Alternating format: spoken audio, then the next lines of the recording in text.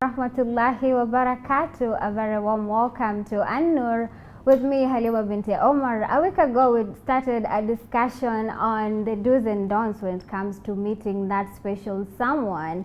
And there are several ways in which you can meet that special someone, as we established. So this week we are going to go on with the conversation, and today we are going to be discussing about how to go about the proposal ama process ya kuposa. Ushaswali istikhara, ushadetermine ni huyu fulani ninayemtaka. What's the procedure when it comes to the proposal? And joining me once again is an amazing panel of guests. They're not new anymore to the show. I'll start off by Brother Idris. Assalamu alaikum wa rahmatullahi wa barakatuh. Wa alaikum assalam wa rahmatullahi wa barakatuh. Next to him is Sheikh Yahya, or Brother Yahya as he likes. Wa alaikum assalam wa rahmatullah. And then there's Sister Khadija right next to me. Karibuni tena kwenye kipindi. Asante. Let me start off by the neutral person here, which is you, Sister Khadija. What are some of the expectations as a woman when it comes to your process ya kuposa? Kabla tujumuishe mashehe watupatie fatwa za kidini ama whatever goes down in society zenye ume witness. Expectations it's beyond it's a woman's dream. It's a woman's dream come true. Kwanza, all my expectations that are determined with the husband who is marrying me. If the guy has money, hey, you dream beyond. So you start arranging, unapanga. You call all your friends, your relatives, they come in. You start now googling on what to wear, what to wear. Your makeup artist. You go wild. And next is just kuinvolve sasa wazazi and family, friends, and the social media as well. We are all family. Yeah, we announce. Sawa, Sheikh Yahya, kidini ama perspective yako? Okay, I'm not that much of religious with that much, but I'm liberal also. So engagement here. It's like in English you say engagement is for a man, maybe he asks a lady that he should marry her, or she asks him that he should marry her. So Islamically, engagement is like a man asking a woman to marry him. And the ulama prescribe it for the only people who want to marry. The man who wants to marry is the one who should be allowed to do this engagement. No other one else. Because people here, they use merits. Merits here that's used that, engagement, at the end I will be marrying her. So by saying so, now some haram things come in the way, and then these such things happen. So that's why point here to be hinted on is that the man who wanted to marry, it's allowed for him to do this, it's principled. But for another person or another man to come and say that I will be engaging with you, then now this happening a relationship, being a fiancé and fiancés is totally not allowed. Okay. Idris? Naam, bismillah, alhamdulillah, salatu wassalamu ala rasulillah. Naam, kama tulivyozungumza katika ile mjumuiko uliopita na ile sehemu ambayo kwamba tumefikia ni sehemu ya posa ama tasema utambulisho kwa wazazi. Na hiyo kwetu sisi Waislamu ni jambo la lazima. Na kwanza litambulike kwamba ni lazima kwamba mume au mke aweze kutambulika katika familia mbili. Na kwa nini hiyo hivyo? Kwa sababu sisi ni binadamu na tuko na mapungufu yetu. Iwapo kutatokea upungufu, tuna mahali pa kukimbilia ambapo kwamba tulienda kumchukulia yule mtoto wa kike. Sasa ndio maana ikawekwa hiyo ni lazima. Na ndani yake kuna masharti ambapo kwamba ni lazima yafanyike.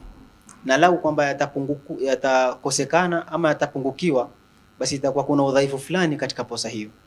Sasa kiufupi, kwanza posa kwetu sisi ni lazima, na ni taarifa ya mwanamume kwenda kujitambulisha, kujulikana kifamilia yake, anaishi wapi, familia yake inatokea wapi, ili watakapoingia katika ndoa iwe wepesi wao kuendesha familia zote mbili.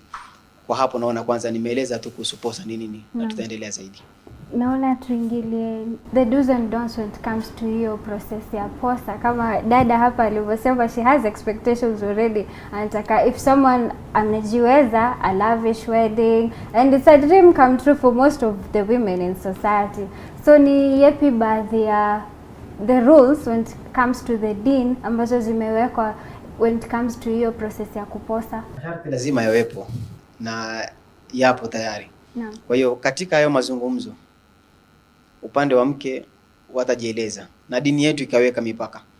Kama hivyo waweza ona mke aweza ona mume kwamba najua hapa nimepata bwana tajiri, yuko na uwezo, lakini haijamaanisha pamoja na yote anaweza kufanya sherehe kubwa ama ni sawa kwake. Kuna makemeo na masharti. Ndio maana kama mfano Mtume sallallahu alaihi wasallam asema barakatun nikahi qillat sadaquha. Baraka ya ndoa ni kule mahari kuwa kidogo. Haimaanishi mtu ni tajiri, ni maskini. Lakini ule baraka ya ndoa ni mahari ikipatikana kidogo, bi maana hata kama mimi ni tajiri, nimeenda kuposa, nikitaka baraka ya ndoa yangu niweze kupiana mahari kidogo. Lakini sisi tumekuwa tumefanya tofauti, tukawa tunataka sifa na vitu kama hivyo ambavyo kama baadaye vinaleta hasad katika ndoa yetu na kuvuruga. Kwa hiyo pale katika posa, kabla kuingia katika ndoa, makubaliano pia asipite mipaka kidini. Tuangalie sunna za Mtume SAW, pamoja na kuwa hakuna ubaya kufanya sherehe mzuri, lakini iwe na mipaka namna hiyo. Kwa hiyo labda Sheikh Yahya pia ako na hizo shuruti atatoa na tutazidi kutoa pamoja. Naam, Sheikh Yahya, kama utatuongezea. Rules, right? And then after rules also, but following the rules must be something that the Sharia should be compatible with. Now, for example, we see someone maybe comes to engage with a girl or a lady, and then but it's not a person who has now followed the Sharia that much. I mean, following the Sharia is that in the perspective of engagement. For example,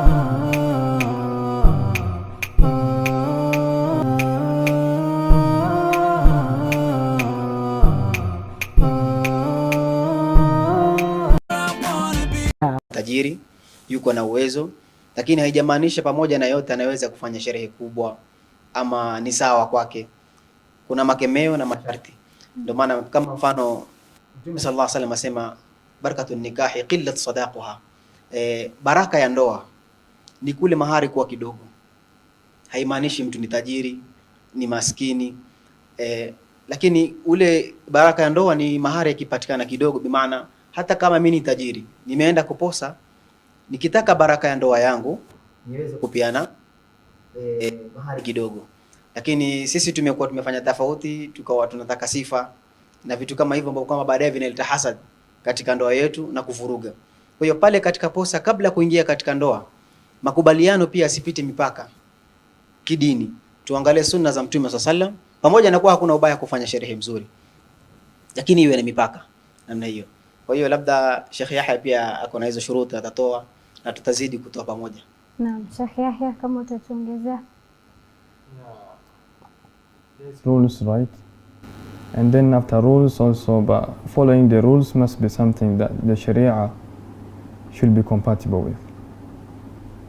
Now, for example, we see someone maybe comes to engage with a girl or a lady, and then but it's not a person who has now followed the Sharia that much. I mean, following the Sharia is that in the perspective of engagement. For example, looking at the woman, gazing at her. And also for the lady also, there is somehow she has to keep herself Shari'ically, so that something will go through according to the Sharia. The Prophet ﷺ did engagement with Aisha. The Sahih Hadith reported in the Bukhari, Sahih Bukhari, that the Prophet ﷺ engaged with Aisha. And the Sahih Hadith also, the Prophet ﷺ engaged with Hafsa bint Umar. So this engagement is like, if a man wanted to marry her, he goes and get that message that he wanted to marry her to her. then she knows and her parents knows, and on his side also, the parents know.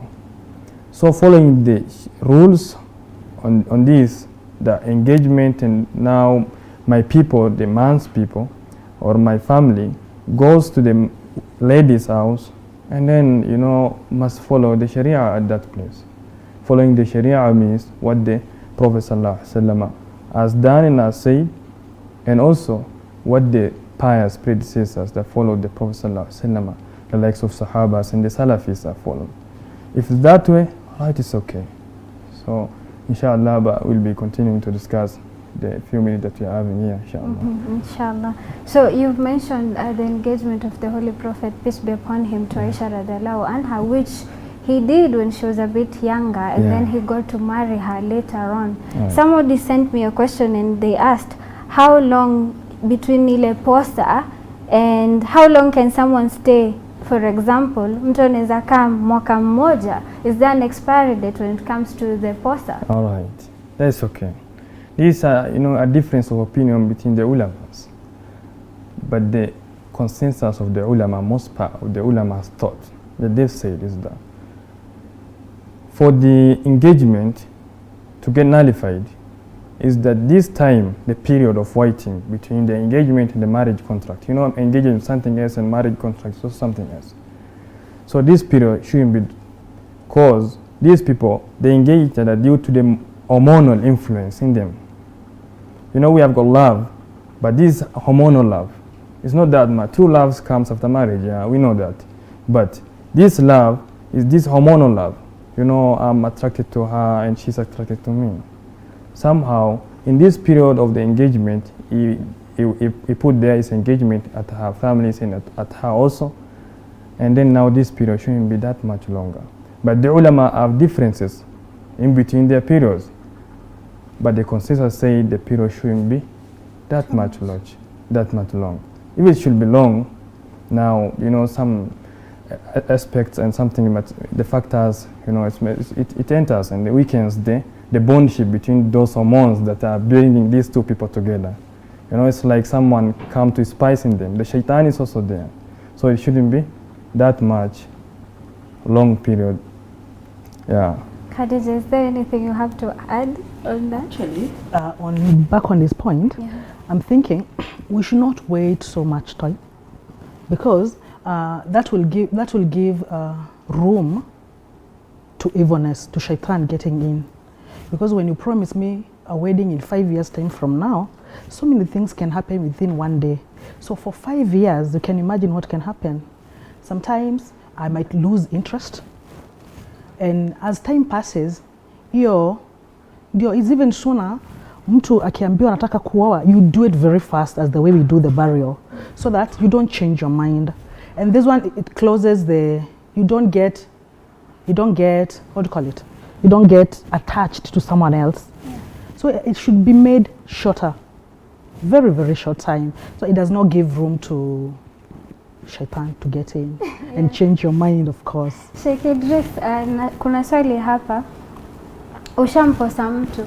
The fact that umemposa, somebody else is not supposed to kukuja pale kuposa the same person. Hiyo posa ikienda mahali, ni kumaanisha mume amejidhihirisha kwa wazazi, mimi nahitaji kumuoa msichana. Na kama hilo swali lilokuja limeingia hapo vile. Je, inaweza kwa muda mrefu? Ndio maana pale katika hiyo posa kunafaa wazazi wa msichana kuuliza wazazi wa kijana, je, baada ya posa mtachukua muda gani? Wajieleze kabisa. Sisi tutachukua miezi miwili kwa mfano, miezi mitatu kwa mfano. Hiyo tayari imekuwa ni maahidiano baina yenu. Sasa akija mtu kati ya hapo, wameleta mfano, wamesema sisi tunataka nini, pesa fulani imeletwa, na baada ya miezi mitatu inshallah tutaendelea na ndoa. Sasa amekuja mtu kati ya hapo, sasa ni baba ama wazazi kumcha Mola wao, kwa sababu inaweza kuingia tamaa. Aliyekuja kwanza ni maskini na huyu alikuja sasa ni tajiri. Baba awe na msimamo, kwa sababu asimkini yule wa kwanza baada ya kuwa amekubalia mpaka sheria itakaposimama. Sheria itasimama vipi? Baba amueleze kwamba mimi msichana wangu tayari yuko katika posa na baada ya muda fulani ataoleka. Ikifika ule muda fulani bado hawajakuja kuleta mambo ya ndoa, miezi mitatu imekubaliana, ile mwezi wa 3 kisha leo kesho yake hawajakuja, ile posa imevunjika automatic. Sasa anaweza kuja mwingine baada ya hapo na akaozeshwa, lakini katikati ya hapo imekuwa haiwezekani kwa sababu tayari ushaika maw'id na mtu na zile vitu ambavyo kwamba ameleta. Hata kama miezi mitatu imefika, umeona sijaoa, usiende kudai nahitaji vile vitu, basi nimetoa pesa fulani, hiyo imeenda ni moja kwa moja. Kwa hiyo ndani ya posa hakuingii posa, isipokuwa posa inaingia nje ya posa. Sasa nirudishe pale kwa mahari, naanza na wewe Khadija kama mtoto wa kike hapa. Mahari saa zingine za kuwa mahari yafaa Islamically, mahari inafaa kuwa ya the bride to be, right? Yes. But sometimes you find some relatives out of nowhere wamekuja, they want to be involved in that process other than you, the person wanting to be married, you know, wanataka kuwa part of it, and it happens in society most of the times. Don't know what's your perspective on that? My perspective is there is one aspect of the religion part and the society. By the society, I mean the tribal part. Custom, the way he has said. So if we take, for example, there's a way Kamba's women get married, regardless of them being Muslims or Christians, but there's a tradition that binds them. Traditionally, the parents are supposed to be given something. By this something, it can vary. Other parents, they go crazy by saying, turudishie ile school fees tumelipa hapa. So the bill becomes so big, paka kijana mamahe, this one I cannot take. Other tribe says, I saw another clip, the father was asking for hospital bills, for everything, the toys even, maybe for a parent we need to keep receipts when the time comes. Yeah. So that time contradicts now the religion contradicts the culture. But now it comes down to how religious are your parents now, not you as the person who's going to get married or the bridegroom. It comes down to how religious are your parents, because if they stand with the religion, of course the religion wins. Na hapo wengine watakwambia like mila yetu. Sasa shehe, what you have to add on that? First of all, without taking a hint, I wanted to hint on the point that my brother Idris has made. The point that is made is that about you have asked about the khitbah ala khitbah, like proposal over proposal, engagement over engagement. The Prophet ﷺ said in the hadith sahih, this hadith Hasan Gharib, afwan, hadith is Hasan Gharib, it's like hadith is good but with exception of goodness. Abu Hurairah radiallahu anhu said, the Prophet ﷺ said, لا تكون خطبة على خطبة أخيكم. One cannot be proposing or engaging on top of his brother's engagement that he has already put there.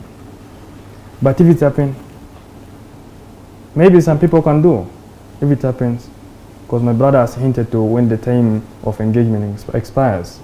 And the ulama are of this opinion that the time expiry of the time, maybe it goes with the man's time and the lady's time. Maybe at the engagement they say, okay, let's get married after I complete my Form 4 or after I complete my university studies. So we don't know what time she should be taking that for that studies, and that also can be. But now for this proposal, if someone comes and engaged again and he married her, does that nikah or does that marriage a pseudo one that cannot be married? No, it can be. It's a good contract. It can be Shari'ally, Islamically, but the person has sin. It is sinful act, but it's okay. The nikah is okay. The nikah is not bad. The nikah is okay. And the other thing is about one asking about the customary now. These customary things, the norms of the custom and the society sometimes comes together with the Sharia. Now, for example, when we go for engagement, I go to the lady's parents, and then I take the the gifts and this and this. After that, there is celebration. And all this is principle norms. But the Sharia does nothing to do with that. It's okay. Something that the Sharia defines with the norm society is the societal customs is the, for example, there's rings, which in Arabic we call it dubla. The ulama have talked about extensively on this issue. And that is haram now. It's haram to have an engagement ring? Yeah, it's very haram to have engagement ring. It's not Islamic. Maybe it's from Christianity norms or from the Judeo norms, but it's not ours. Islamically it's not. But somehow we don't say ring is haram. Rings is okay. It's halal. Islamically we don't say rings is haram. No. But if you put it with some belief, what is the zeal for this ring? The zeal for this ring is that like it increases love between these two couples. So if it is with that belief, it's okay, it's wrong. So it becomes totally haram.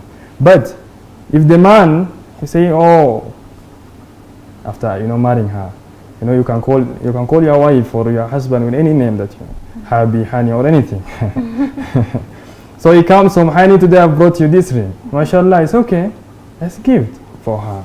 After marriage. But this in the contract or in the engagement, now the man comes, I've engaged her, so I don't want someone to come along again and engage on me, so let this be with you. Then he puts on a ring. That's haram and there's nothing of it.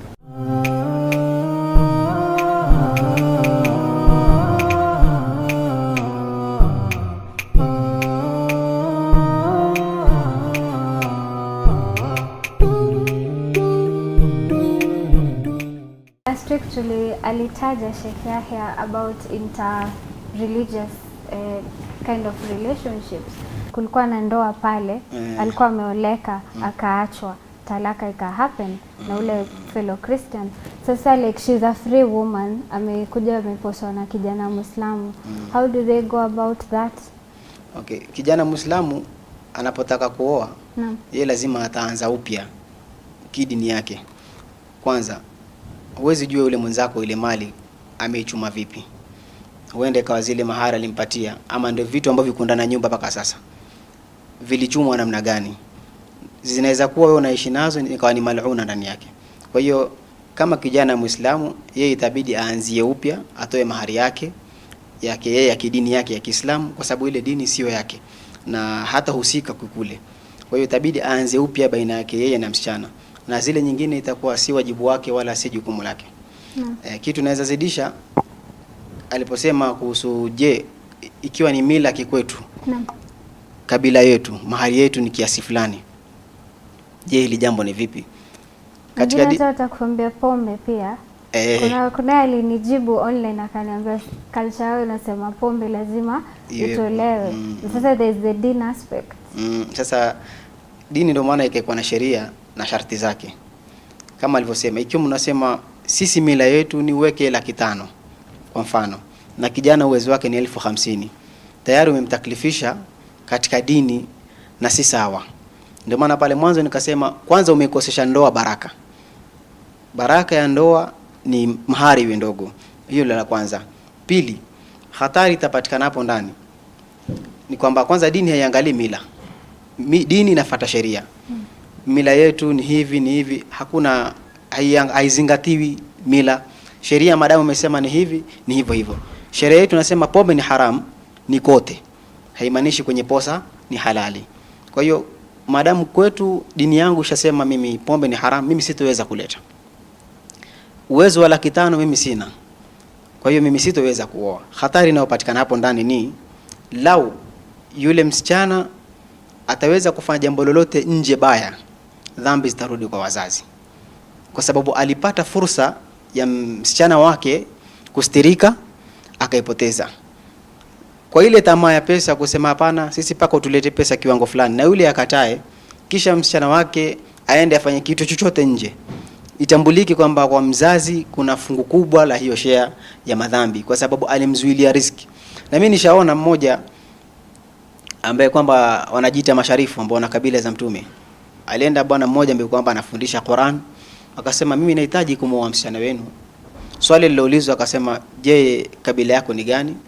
na kazi yako ni gani? Akasema sina kazi zaidi ya kumtumikia Mola wangu, kuamrisha watu mema na kufundisha watoto Qur'an.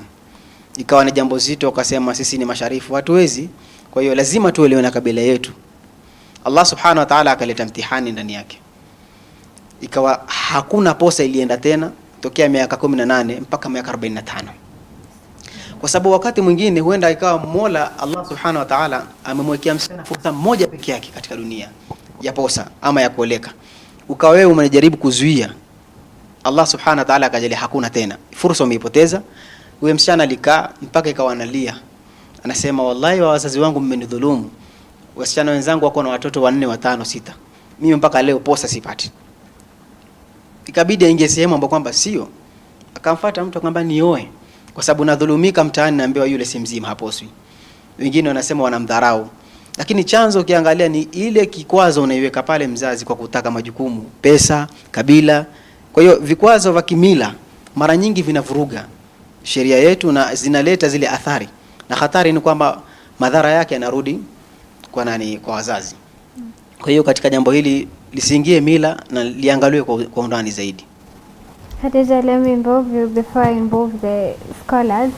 Mshapanga kila kitu, when is the right time to announce? Because there's that part where Salam, I think, was told by the Holy Prophet, peace be upon him, ni vizuri mshapanga kila kitu, mnafikia harusi, mmeseti a certain date for you now to announce, to avoid the evil eye, because evil eye is real and it can come in between.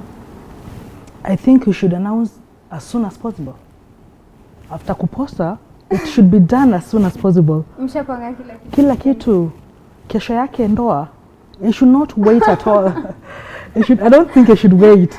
Wow. You should not wait. It should be done very fast. As fast as we marry, we marry as fast as that. Lakini hapo tutakuwa mshapanga tarehe kila kitu. Tayari imepangwa. Wazazi washakuja. Naam. Tushasema hivi, nishaitisha mahari, nimetaka hii. Sasa the next thing, mtu apatiwe bibi yake. Islamically hivyo ndio inafaa. Tofaa to announce immediately, tushaka chini kile kikao, mahari, mshaelewana kila kitu. You've come up with the date, Sheikh Yahya. When is the right time to announce now? As early as possible. Yeah, as early as possible. Because even from early as possible. Yeah. What if the dates are like 2 months from now? The dates, no, that's time factor. You know, time factor. For example, now in the modern time that we are living in, yeah, must be a guy is given time, because this man, maybe there's something that they have asked for him to do, and that is maybe it's over him, so he has to go and look for it. Maybe if it is that way, it's okay, but this marriage contract and nikah, after engagement, nikah should happen as early as possible. But for this person to be a good person in the place of marriage, he should be a person who has, reached that age. And he should be a person who, who should be of the condition of kafa'a. Is able to marry this lady, is able to take this lady from her home, from her parents' home. And when he brings her to his own house, now he should be looking after her as well as also providing for her the same way that her parents provided her with. Even more he should do. Yeah. Nadhani pia sheria na dini yetu ya Kiislamu, Mtume sallallahu alaihi wasallam asema kuna baadhi ya mambo hatufai kuchelewesha. Right. Na miongoni ni ndoa. Kwa sababu kusilimisha mtu hatufai kuchelewesha. Mtu amenifuata, naomba kusilimu. Ngoja niko na kazi, njoo kesho. Akifa ule katika hali ile, jukumu ni langu. Umeona? Ndoa vile vile. Kila kitu kimekubaliwa, kiko tayari, tarehe ilikuwa mbali, ita familia. Naona kila kitu kiko tayari, hakuna haja tena ya kuchelewesha. Ifanyike upesi. Kwa sababu na ikicheleweshwa kutapatikana madhara. Watu watakuwa free. Si nishakuletea posa na mahari. Twende, tutembee, twende out. Kumbuka bado kitakachofanyika chochote pale ni dhambi, kwa sababu nikah haijapita. Mtume sallallahu alaihi wasallam akasisitiza kwamba nikah na hata mtu akifa kuziko iharakishwe. Kwa hiyo ni miongoni mwa vitu ambavyo kwamba Mtume wetu Muhammad sallallahu alaihi wasallam amesisitiza vifanyiwe haraka na upesi. Na hata kama mahari haijatolewa, angalia paka ikiwa mahari haijatolewa lakini makubaliano yapo, ndoa inasihi. Mimi nataka kumuoa huyu kwa 100,000 na nitampatia, kwa sasa sina. makubaliano, tushakubaliana, nikaha inaendelea na iko saha. Kwa sababu gani? Ili kusipatikane uzito wa kuchelewesha hili jambo. Lakini mume tu ajue kwamba niko na deni la mke wangu. Kwa hiyo umemuoa na wakati wote utampatia. Yote ni kuonesha kwamba tukimbilie jambo ikiwa liko tayari. I also want to say on that, sorry. Okay. So about mahari, I can ask for 10,000 depending on, I'm giving an example, depending on what I believe I deserve. But bwanangu aniambie this, aniambie I can't afford, but I can afford 3,000. So what is done, tunaandikiana na kuna shahidi pale. So hiyo isifanye icheleweshe. We should not delay the wedding just because my husband ameshindwa kulipa mahari. Na kitu kingine pia nataka I've seen weddings go wrong, very very wrong. Kwa sababu kijana hana kazi, alafu analazimishwa aoe. Kwanza baba namwambia usijali, nitakulelea bibi, usijali. Because the parents are feeling my son amepita his umri, biological clock yake ishapita. Sasa akatafuta msichana kwa haraka, akamuoa. Kumbe kijana hata hana, he cannot even provide the minimum. By the minimum I mean hata shelter, food and clothes, even these days Wi-Fi, put it there because we all need it. Now inakuwa ngumu sana hata hii ndoa kukaa.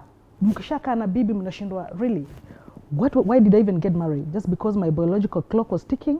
Na kwa huyu bibi pia hamna, you don't have the same values, you don't even believe in the same things. Sasa hizo ndoa ndio zinavunjika haraka, ndio wanarudi baadaye kusema tuliharakisha na tukua tayari.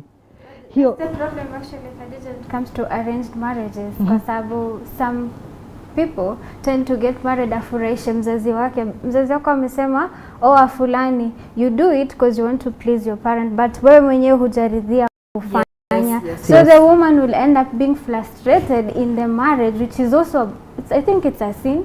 Si vizuri wewe kama hujaridhia, hakuna haja ufurahishe wazazi wako kufanya jambo. Hakuna haja. And something else also, your parents tell you, hey, now my son, look, we are getting old. We need someone, we need a helper. Actually, the son at home is told, we need a helper. But this helper is a wife. I did not get married to be a housekeeper. But mimi nikiolewa najua nakuja kuwa bibi. But initially, the real reason why I got married here is to be a helper. I'm on clock, working 24/7. And I think first and foremost, people should be taught, it should be a council of people teaching others on why they are getting to this marriage. Biological clock has nothing to do anything. You can get married as early as 20 and as late as 40. You can, as long as you are mentally stable. Don't get married and start frustrating other people. 2-3 years down the line, divorce. Unakuta kijana ameoa wanawake 5. Like, what is wrong with this guy? But initially, he was being forced into it.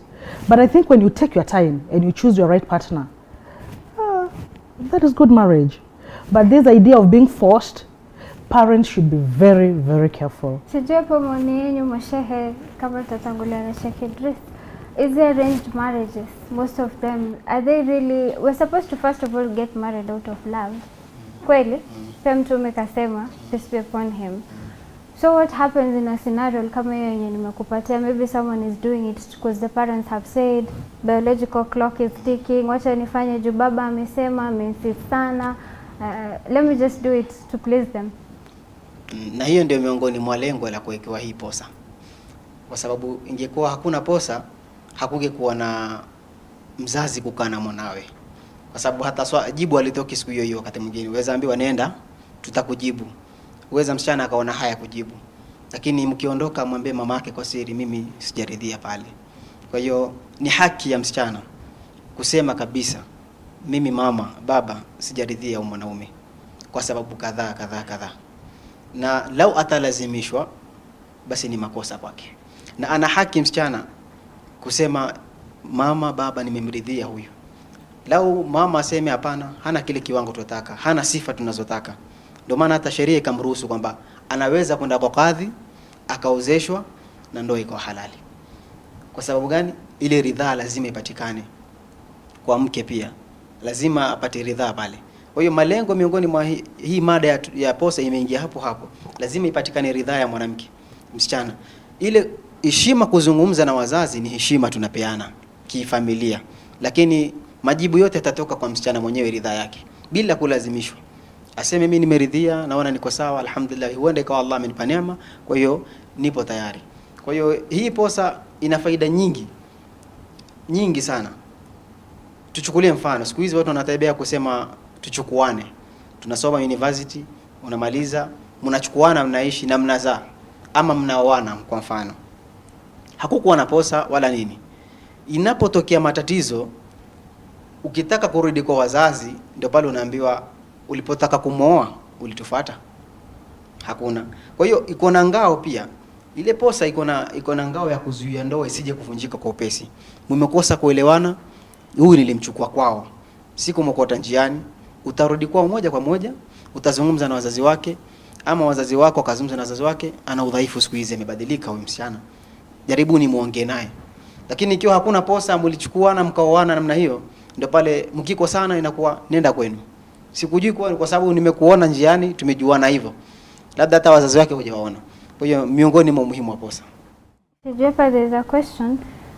If someone had given birth before marriage na kuna yule mtoto, saa wewe kama kijana Muislamu umempenda, utakuja kuposa, what will happen hapo?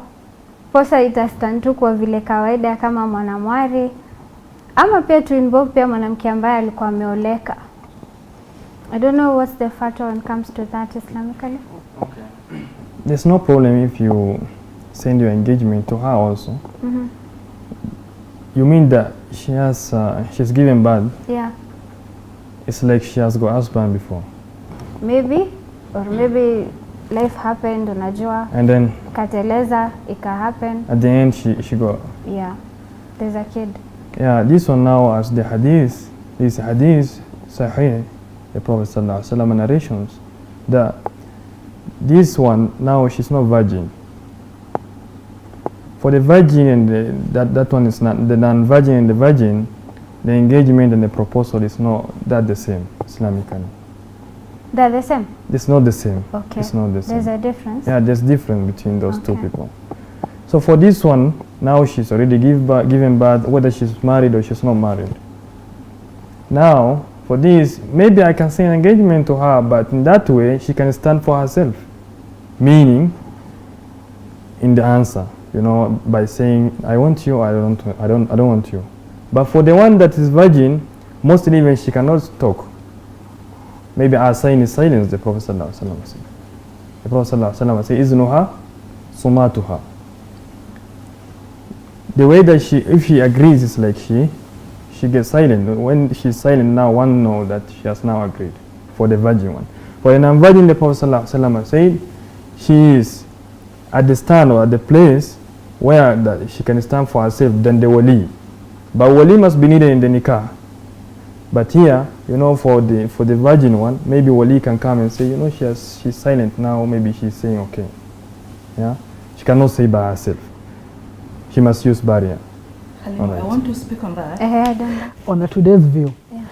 Ameniletea posta nikiwa na miaka. You're saying for a virgin around 20 years old or 16? Any virgin, maybe she can be 30 years old when she's virgin. 30 years. Who will be there to say kweli who ni virgin? Yeah, so that ataitishiwa posta mingi. Ni nani huyo mwenye kijana amejistiri? They want to get married to virgins and them themselves wamekula maisha vizuri sana. Hata labda naoa huyu virgin mke wa 4. Ni nani huyu atakuja kusema huyu ni virgin ndio apatiwe mahari mingi ama kidogo? Okay. I want you to answer that. It's okay, mashallah. You know, today we men, we only want to marry virgins. No man don't want to marry a virgin girl. Everyone, if you na wewe mwenyewe umekula maisha kwanza sasa huyu ni mke wa 4 huyu hata sivyo living in a generation vijana wetu ukiwa campus wanapiga maisha vizuri. Kwanza they actually misusing our non-Muslim sisters and then anataka kuja nyumbani awe msichana bikra Muislamu. Wewe mwenyewe umejistiri. Yeah, you know that I'm not saying that one is good Islamically, but you know, you see shaitan in this thing. And another thing also, the other thing that we are saying is that about the time factor. You know, it's good, the Prophet sallallahu alaihi wasallam say, for shab, a person, you know, a youngster, to marry faster so that to protect himself from such evils. So now by the end, in the modern time that we are in, we call it a rocket age time now, where everything is now by rocket. So now you see, it happens, yeah. Maybe I'm now niko kukula maisha. Then after sometimes now I come and say I'm looking for a virgin girl in the society. You know, it's tit for tat, it's a fair game. You don't deserve one.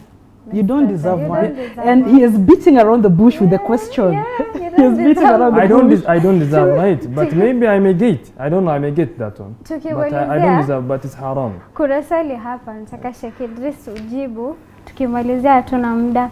What if mtu alikuwa amenajisiwa, ni bahati mbaya amekuwa amenajisiwa, ule msichana, does she stand to be counted as a virgin ikifikia hiyo process ya posa? Kuwa yeye ni virgin, si virgin ukweli. Kwa sababu bikra ni namna atakavyokuwa. Naam. Lakini sisi dini yetu pia inaangalia nia yake. Allah subhanahu wa ta'ala anaangalia huyu nia yake ni gani. Yeye hakuwa na nia kufanya hicho kitu, imemtokea ghafla. Kuna thawabu ambazo kwamba zinapatikana kwa msichana akiwa bikra. Sasa yeye si bikra, kulingana na yeye si haikuwa nia yake, atapata thawabu zile zile kwamba alijistiri, lakini hiyo ni jambo la kulazimishwa. Kwa hiyo nia yake ilikuwa ni bikra, thawabu zake akiolewa zitakuwa vile vile kama za bikra, na akiposwa adhabidi wazazi waseme kweli huyu alijistiri. Ili jambo lilitokea kwa ughafla kiufupi. Lakini katika upande wa dini thawabu zake ziko pale pale, hakutaka yeye. Naam, I think acha tumalizie hapo, muda umeyoyoma. I think it's clear now for you our audiences, mahari ni ya bibi harusi. It's not for the society, and the sooner you actually plan the wedding na mfanye, the more the blessings, na pia keep mahari as